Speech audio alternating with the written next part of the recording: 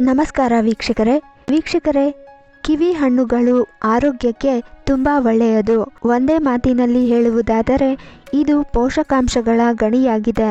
ಕಿವಿ ಹಣ್ಣಿನಲ್ಲಿ vitamin C, vitamin K, vitamin E, folate, potassium, fibre ಮತ್ತು ಉತ್ಕರ್ಷಣ ನಿರೋಧಕಗಳು ಸಮೃದ್ಧವಾಗಿವೆ. ನಿಯಮಿತವಾಗಿ ಈ ಹಣ್ಣನ್ನು ತಿನ್ನುವುದರಿಂದ ರೋಗ ನಿರೋಧಕ ಶಕ್ತಿ ಹೆಚ್ಚಾಗುತ್ತದೆ. ಜೊತೆಗೆ ಇದು ಚರ್ಮವನ್ನು ಆರೋಗ್ಯಕರವಾಗಿರಿಸುತ್ತದೆ. ಹೃದ್ರೋಗದ ಅಪಾಯವನ್ನು ಕಡಿಮೆ ಮಾಡುತ್ತದೆ. ಇದು ತೂಕ ನಷ್ಟಕ್ಕೂ ಸಹಾಯ ಮಾಡುತ್ತದೆ.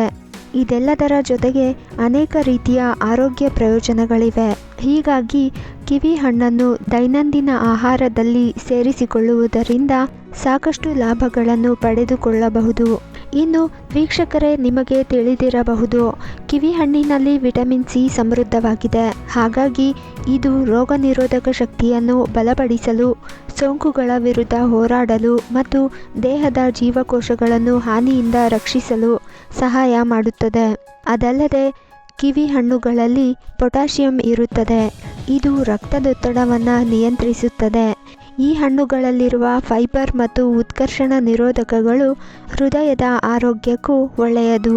ಕಿವಿ ಹಣ್ಣುಗಳಲ್ಲಿ ಫೈಬರ್ ಸಮೃದ್ಧವಾಗಿದ್ದು, ಇದು ಮಲಬದ್ಧತೆಯನ್ನು ತಡೆಗಟ್ಟಲು ಸಹಾಯ ಮಾಡುತ್ತದೆ ಮತ್ತು ಜೀರ್ಣಕ್ರಿಯೆಯನ್ನು ಸುಧಾರಿಸುತ್ತದೆ. ಜೊತೆಗೆ ಈ ಹಣ್ಣಿನಲ್ಲಿ ಆಕ್ಟಿನಿಡಿನ್ ಎಂಬ ಕಿಣ್ವವಿದೆ. ಇದು ಪ್ರೋಟೀನ್ಗಳನ್ನು ವಿಭಜಿಸಲು ಸಹಾಯ ಮಾಡುತ್ತದೆ, ಜೀರ್ಣಕ್ರಿಯೆಯನ್ನು ಸುಲಭಗೊಳಿಸುತ್ತದೆ.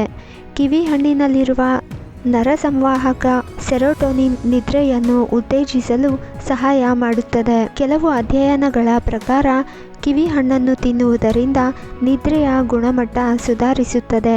ಜೊತೆಗೆ ನಿದ್ರೆ ಸರಿಯಾಗಿ ಬರುವುದಿಲ್ಲ ಎನ್ನುವವರಿಗೆ ಒಳ್ಳೆಯ ಮದ್ದಾಗಿದೆ. ಇನ್ನು ಕಿವಿ ಹಣ್ಣಿನಲ್ಲಿರುವ ವಿಟಮಿನ್ ಸಿ ಮತ್ತು ಉತ್ಕರ್ಷಣ ನಿರೋಧಕಗಳು ಅಸ್ತಮಾ ರೋಗ ಲಕ್ಷಣಗಳನ್ನು ಕಡಿಮೆ ಮಾಡಲು ಸಹಾಯ ಮಾಡುತ್ತದೆ. ಕೆಲವು ಅಧ್ಯಯನಗಳ ಪ್ರಕಾರ ಕಿವಿ ಹಣ್ಣನ್ನು ತಿನ್ನುವುದರಿಂದ ಉಸಿರಾಟದ ತೊಂದರೆ ಮತ್ತು ಕೆಮ್ಮು ಕಡಿಮೆಯಾಗುತ್ತದೆ. ಅದಲ್ಲದೆ ಕಿವಿ ಹಣ್ಣುಗಳು ಉತ್ಕರ್ಷಣ ನಿರೋಧಕಗಳು ಮತ್ತು ಇತರ ಫೈಟೋಕೆಮಿಕಲ್ಗಳನ್ನು ಹೊಂದಿರುತ್ತವೆ. ಅವು ಕ್ಯಾನ್ಸರ್ ಕೋಶಗಳ ಬೆಳವಣಿಗೆಯನ್ನು ಪ್ರತಿಬಂಧಿಸಲು ಸಹಾಯ ಮಾಡುತ್ತವೆ. ಕೆಲವು ಅಧ್ಯಯನಗಳ ಪ್ರಕಾರ ಕಿವಿ ಹಣ್ಣನ್ನು ತಿನ್ನುವುದರಿಂದ ಕೆಲವು ರೀತಿಯ ಕ್ಯಾನ್ಸರ್ ಬರುವ ಅಪಾಯವನ್ನು ಕಡಿಮೆ ಮಾಡಬಹುದು. ತೂಕ ಕಡಿಮೆ ಮಾಡಿಕೊಳ್ಳಲು ಬಯಸುವವರಿಗೂ ಇದು ಒಳ್ಳೆಯದಾಗಿದೆ. ಕಿವಿ ಹಣ್ಣಿನಲ್ಲಿ ಕಡಿಮೆ ಕ್ಯಾಲೋರಿ ಮತ್ತು ಫೈಬರ್ ಅಧಿಕವಾಗಿರುತ್ತದೆ. ತೂಕ ಇಳಿಸಿಕೊಳ್ಳಲು ಅಥವಾ ತೂಕವನ್ನು ಒಂದೇ ರೀತಿಯಲ್ಲಿ ಕಾಪಾಡಿಕೊಳ್ಳಲು ಪ್ರಯತ್ನಿಸುವವರಿಗೆ ಇದು ಉತ್ತಮ ಆಹಾರವಾಗಿದೆ.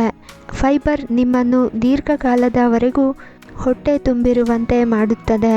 ಅದಲ್ಲದೆ ಇದು ಅತಿಯಾಗಿ ತಿನ್ನುವುದನ್ನು ಕೂಡ ತಡೆಯಲು ಸಹಾಯ ಮಾಡುತ್ತದೆ. ಈ ಹಣ್ಣುಗಳು ಕಡಿಮೆ ಗ್ಲೈಸೆಮಿಕ್ ಸೂಚ್ಯಂಕವನ್ನು ಹೊಂದಿವೆ.